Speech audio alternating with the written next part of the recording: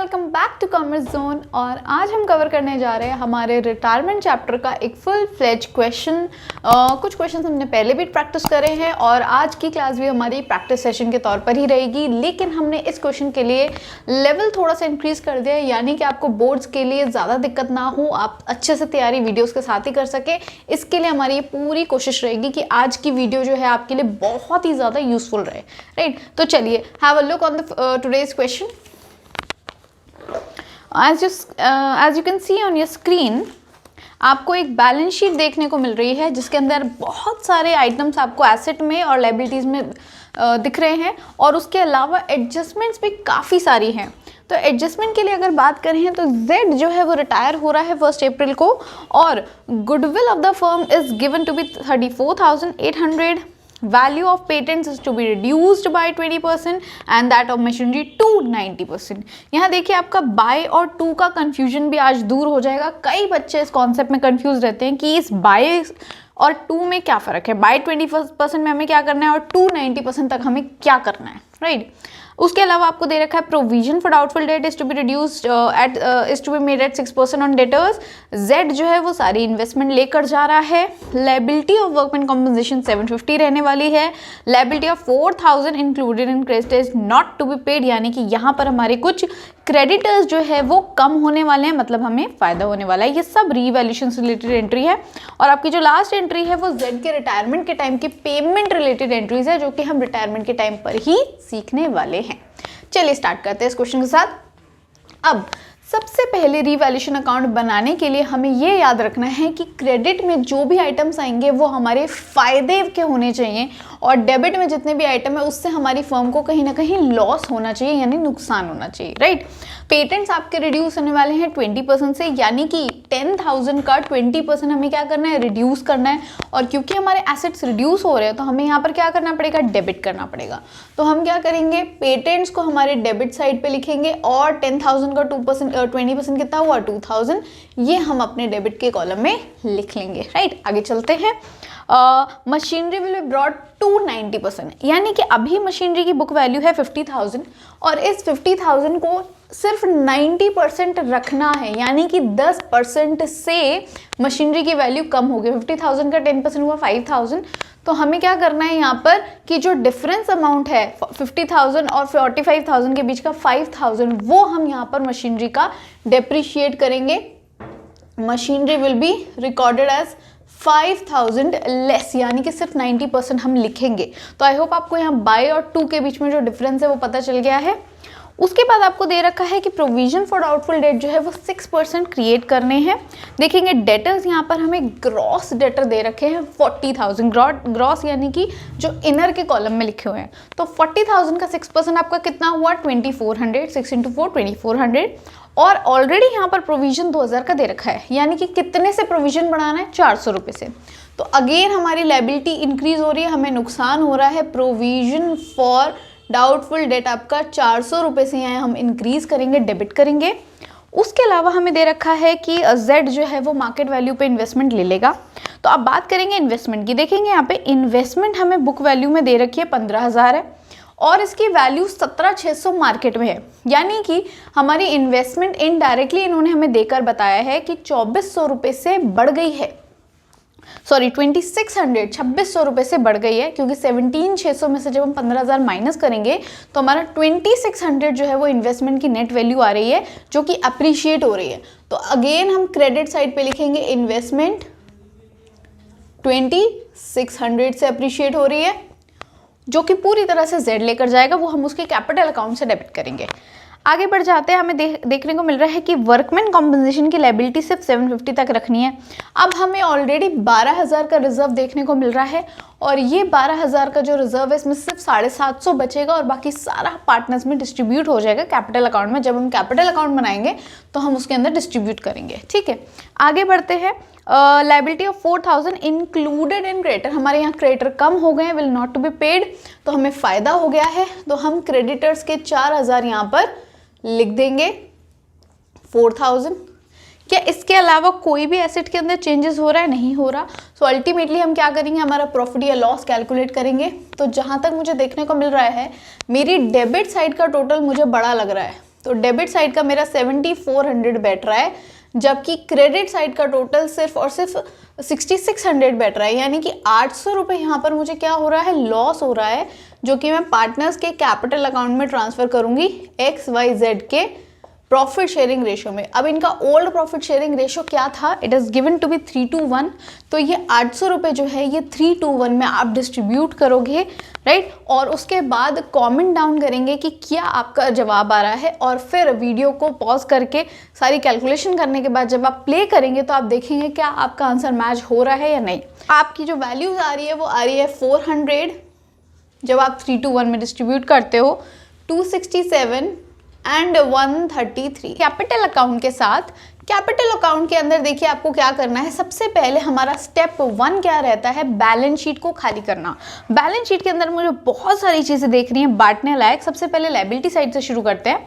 Workman compensation reserve, इससे regarding तो हम ऑलरेडी एडजस्टमेंट पढ़ चुके हैं कि भाई 750 रुपये लायबिलिटी में रखना है, और उसके अलावा बाकी जितना भी है 12,000 में 750 कम किया, 11,250 रुपये आप क्या करेंगे, पूरी तरह से पार्टनर्स में बांट देंगे वर्कमैन कॉम्पनसेशन रिजर्व के नाम से, राइट। 3:1 रेशो में बांट देंगे। उसके अलावा आपको क्या दिख रहा है, इन्वेस्टमेंट फ्लक्चुएशन रिजर्व, ये भी आपका पूरा का पूरा 6,000 जो है वो क्या होगा, पूरी तरह से पार्टनर्स में बढ़ जाएगा इन्वेस्टमेंट फ्लक्चुएशन रिजर्व के नाम से।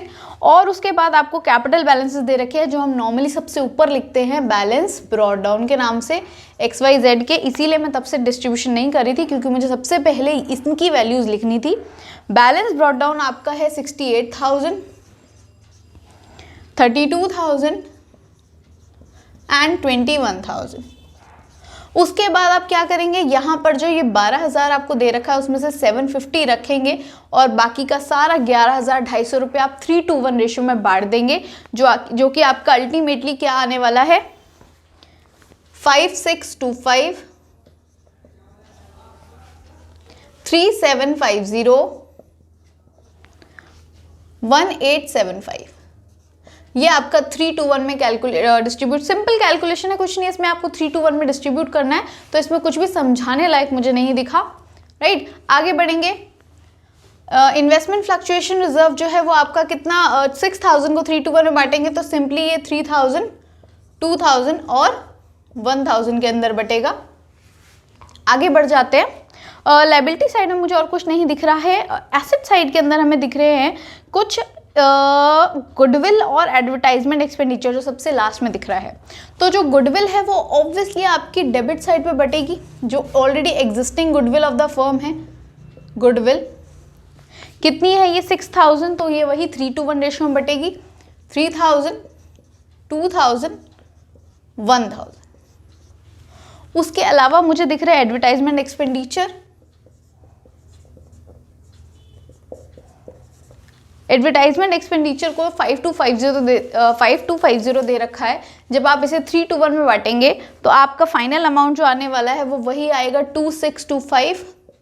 सिंपल 3/6, 2/6 और 1/6 में आपको बांटना है, 1750 एंड लास्टली 875। तो ये आपकी सिंपल कैलकुलेशन है जो कि आप रफ में कर सकते हैं, मैंने ऑलरेडी करके रखी हुई है। आगे बढ़ते हैं। क्या अब बैलेंस शीट में कुछ दिख रहा है बांटने लायक? नहीं दिख रहा। तो अब हमारा नेक्स्ट काम क्या रह गया कि अब स्टेप नंबर 2, जो रीवैल्यूएशन अकाउंट का लॉस हमने निकाला है, इस लॉस को हम क्या करेंगे, ट्रांसफर कर देंगे डेबिट साइड पे अपने रीवैल्यूएशन अकाउंट। 800 रुपये जो आया था उसमें से एक्स का हिस्सा था 400, वाई का 267 और जेड का 133, राइट। अब स्टेप नंबर 3, जो भी आपकी गुडविल है और उसके अलावा कोई एक्स्ट्रा एडजस्टमेंट दे रखी है वो हमको यहाँ पर डिस्ट्रीब्यूट करनी है। तो सबसे पहले गुडविल की कैलकुलेशन करते हैं। आपको वर्किंग नोट के अंदर कैलकुलेशंस कर कर दिखानी पड़ेगी। नंबर 1, आपको गुडविल ऑफ द फर्म दे रखी है 34,800। इसमें से आप रिटायरिंग पार्टनर का शेयर निकालेंगे। तो रिटायर हमारा कौन हो रहा है, जेड। तो जेड शेयर ऑफ गुडविल कैसे निकालेंगे, 34,800 में से 1/6 जो कि उसका शेयर था, यानी कि आपके सामने आ जाएगा 5,800, राइट। अब आपका क्या काम रह गया, इस 5800 को आप गेनिंग रेशो में बांट देंगे, जो आप ऑलरेडी वर्किंग नोट में निकाल के रखोगे। तो गेनिंग रेशो आपको पहले से ही आता है कैसे निकालना है, न्यू माइनस ओल्ड कर कर। न्यू रेशो नहीं दे रखा तो हम क्या करेंगे, 3:2 ही ले लेंगे, क्योंकि z चला गया और आगे हमें कोई इन्फॉर्मेशन नहीं दे रखी, तो हम 3:2 को ही अपना मेन रेशो मानेंगे। और फिर न्यू माइनस ओल्ड कर जब आप निकालोगे तो अल्टीमेटली आप देखोगे कि गेनिंग रेशो वही 3:2 आ रहा है। और जब हम 3:2 में 5800 को बांटेंगे तो अल्टीमेटली आपका जवाब आएगा 3480 एंड 2320। अब बिल्कुल ध्यान से समझिए कि इन दोनों को किस तरह से कैपिटल अकाउंट में जर्नलाइज करना है। देखिए कैसे पोस्ट करेंगे हम, यहाँ पर Z रिटायर हो रहा है तो Z को मिलेगा टोटल 5800, जिसमें से X कितना देने वाला है, जो अभी अभी हमने कैलकुलेट करा 3480, और Y कितना देगा 2320। तो Z को ये पूरा अमाउंट जब मिल जाएगा तो उसके अकाउंट हो जाएगा क्रेडिट, बढ़ जाएगा 5800 से, और वहीं हम X और Y को कर देंगे डेबिट इतने ही अमाउंट से 3480 एंड 2320, जो कि वो किसको दे रहे हैं, Z को। तो हम यहाँ पर लिख देंगे Z's capital account. I hope this entry for goodwill is clear to you all, right. उसके अलावा क्या एडजस्टमेंट में कुछ भी छूट गया हमसे, हाँ एक चीज़ हम भूल रहे हैं, बिल्कुल ध्यान से देखेंगे कि Z जो है वो इन्वेस्टमेंट घर लेकर जाने की बात कर रहा है, यानी कि Z के अकाउंट से इन्वेस्टमेंट के नाम की हमें एंट्री करनी थी और हम भूल गए हैं, तो अभी कर देते हैं। इन्वेस्टमेंट कितनी है, मार्केट वैल्यू 17,600, ये अमाउंट हम उसके अकाउंट से डिडक्ट कर लेंगे क्योंकि ये वो अपने घर लेकर जा रहा है और ये पैसा वो देकर जाएगा, ठीक है। इसके अलावा क्या और कुछ दे रखा है, बिल्कुल लास्ट एंट्री ध्यान से पढ़िएगा, ये हमने नहीं पढ़ी थी क्योंकि मैं इसी पॉइंट के लिए से बचा के रखा हुआ था। जी एंट्री जो आपको दिख रही है, amount due to Z is to be paid as 5067 immediately. Immediately का मतलब है कि अभी के अभी बाय कैश और बाय चेक हम क्या करेंगे, Z को 5067 अमाउंट पे ऑफ कर देंगे, और उसके बाद जो भी अमाउंट बच जाएगा, the balance 50% with in 1 year and the balanced bye a draft for 3 months. यानी जो अमाउंट बच जाएगा उसमें से 3 महीने का एक हम बिल पेएबल बनाएंगे, आधे अमाउंट का बिल पेएबल बनाएंगे, और बाकी के आधे को हम क्या करेंगे, Z के लोन अकाउंट में ट्रांसफर कर देंगे। क्लियर। तो जो भी अमाउंट यहाँ पर बच जाएगा, अब चलिए करते हैं कैलकुलेट। तो Z का जब हम टोटल करेंगे क्रेडिट साइड का, तो हमारी टोटलिंग में कितना निकल कर आ रहा है, 21,000 प्लस 1875 प्लस 1,000 प्लस 3480 प्लस 2320। जब आप टोटल करोगे तो अल्टीमेटली आपका 29,675 निकल कर आएगा।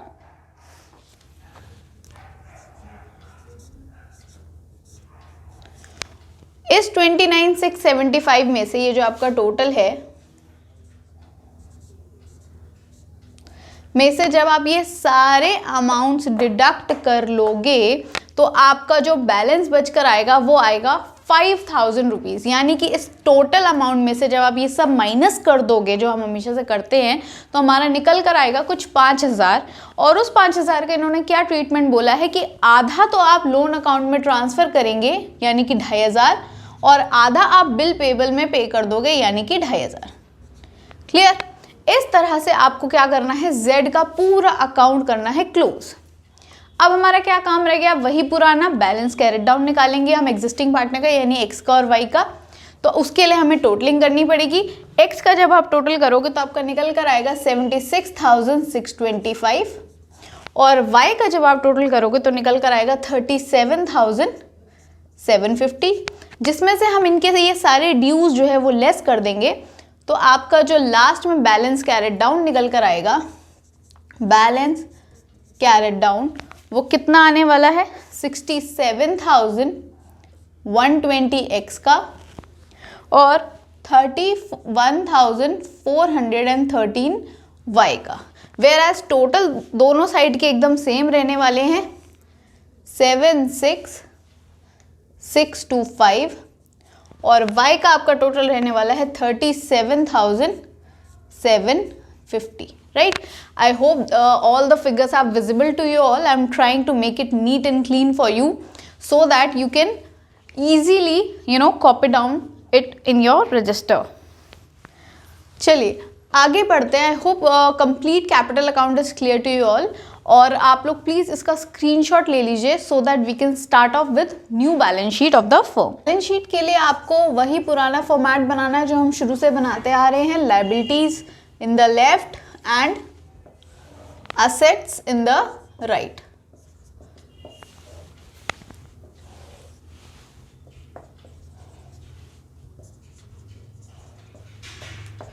अब बैलेंस शीट बनाने के लिए आपको क्या करना है कि पिछले साल की बैलेंस शीट को ध्यान से देखते जाना है और उसमें कोई भी चेंजेस हैं तो वो करते जाना है. लायबिलिटीज से शुरू करते हैं. सबसे ऊपर आपको देखने को मिलेंगे क्रेडिटर्स, और इन क्रेडिटर्स की हमें क्या करना है कि 4000 से ये क्रेडिटर्स बढ़ जाएंगे. तो लास्ट ईयर इट वॉज 13,000, इस साल ये हो जाएंगे, सॉरी बढ़ नहीं रहे, घट रहे हैं. लास्ट ईयर इट वॉज 21,000, फिर हमने 4000 से अपनी लायबिलिटी कम करी थी और ये अल्टीमेटली आ गए थे 17,000. ठीक है. नेक्स्ट हमें देखने को मिल रहे हैं वर्कमैन कॉम्पनसेशन रिजर्व, और इससे रिलेटेड हमने एडजस्टमेंट पढ़ा था कि सिर्फ और सिर्फ 750 रखना है, बाकी सब हमें बांट देना है पुराने पार्टनर्स में, तो वो हमने ऑलरेडी डिस्ट्रीब्यूट कर रखा है. फिर हमें IFR दिख रहा है, इन्वेस्टमेंट फ्लक्चुएशन रिजर्व, वो भी हम ऑलरेडी डिस्ट्रीब्यूट कर चुके हैं, तो अब वो नई बैलेंस शीट का पार्ट नहीं रहेगा. उसके बाद हमें दिख रहे हैं बैलेंस कैपिटल बैलेंसेस. तो उसके लिए हमें क्या करना पड़ेगा, सबसे पहले जो हमने अभी कैपिटल अकाउंट बनाया था उसके अंदर हमने क्या लिखा था कि Z को एक तो हम लोन अकाउंट में ट्रांसफ़र कर रहे हैं 2500, तो हम वो लिखेंगे. और एक नया बिल पेबल हमने Z के नाम पर इशू करा था, वो भी हम यहाँ पर लिखेंगे 2500. और उसके बाद अब हम कैपिटल बैलेंसेस लिखेंगे, जो कि क्या होगा, आपके बाकी के जो X और Y है, दो पार्टनर रह गए हैं, उन दोनों के कैपिटल अकाउंट के बैलेंस रहेंगे जो आपके बैलेंस कैरेड डाउन थे, विच वर 67,120 एंड 31,413. जब आप इन दोनों का टोटल करेंगे तो ये कैपिटल बैलेंस निकल कर आने चाहिए 98,533, राइट. इसमें कुछ भी रॉकेट साइंस नहीं है, सिंपल ऐड कर दिया मैंने इन दोनों को, वो आपका आउटर कॉलम में आएगा. उसके अलावा मुझे और कुछ भी लायबिलिटी साइड में अभी नहीं दिख रहा है, तो अभी हम एसेट साइड की तरफ बढ़ जाते हैं. एसेट साइड में मुझे सबसे पहले दिख रहा है कैश. तो लास्ट ईयर मेरे पास कैश था 5750, जिसमें से मैंने कुछ 5067 Z को हाथ के हाथ पे ऑफ कर दिया, तो अल्टीमेटली मेरे पास 683 ही बच गया, जो कि मेरे कैश के अकाउंट का बैलेंस कहलाया जाएगा. फिर मेरे पास आ रहे हैं डेटर्स, और डेटर से रिलेटेड मेरे पास एक एडजस्टमेंट थी. 1000 में से मैंने लिमिट 24 तो कर दी थी, तो मेरा आएगा 37,600, राइट. आगे बढ़ जाते हैं. स्टॉक के अंदर क्या चेंजेस थे, कुछ स्टॉक की वैल्यू हमने 30,000 पे फिक्स करी थी. उसके अलावा पेटेंट्स के अंदर जो भी चेंजेस थे उसको करने के बाद हमारी नेट वैल्यू आ रही है 8,000, यानी 10,000 में से 2,000 घटा के 8,000 मेरे बन रहे हैं. ये यहाँ पर हम लिख भी सकते हैं. नेक्स्ट हमारे पास दिख रहा है मशीनरी, जो हमें डायरेक्टली दे रखी है कि 50,000 की जगह हमने क्या करा था, उसकी वैल्यू 45,000 स्टिक कर दी थी, यानी कि 5,000 से कम करके 10%, तो नेट वैल्यू आपकी आ जाएगी 45,000. इसके अलावा हमें जो भी गुडविल और एडवर्टाइजमेंट एक्सपेंडिचर अकाउंट था वो हमने सब क्या करा था, बांट दिया था, तो वो यहाँ पर नहीं शो होने वाला है. तो जब आप दोनों साइड का टोटल करोगे तो मेरे ख्याल से ये मैच हो जाना चाहिए 1,21,283 on both the sides. I hope all of your queries have been solved in this question, and we'll definitely bring more and more videos to solve your queries, to clear your doubts. Till then, keep learning, keep growing.